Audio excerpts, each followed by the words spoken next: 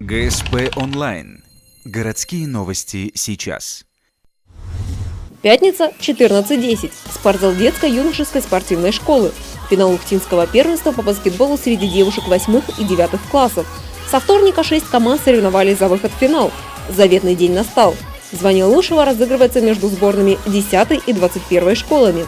Многие из девочек являются воспитанницами спортивной школы, потому состязание отчасти ведется между ними. СОШ номер 10 считают посильнее. Две девушки этой команды стали финалистками в составе республиканской сборной на спартакиаде России в 2013-м. Ирину и Юлию Величко уже приглашают играть за профессиональную команду «Зыряночка» в столице нашей республики. Я буду играть когда я буду студенткой, я буду играть тоже за баскетбольную лигу, за УГТУ. Я не собираюсь постоянно уделять время спорту, но и не собираюсь его бросать. Параллельно с учебой, с работой, например, вот так. Несмотря на то, что соревнование проходит между девушками, игра складывается довольно жесткая.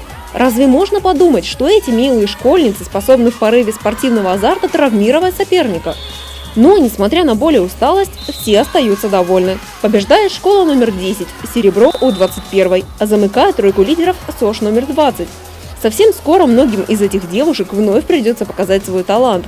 На этот раз в Сыктывкаре в составе сборной спортивной школы.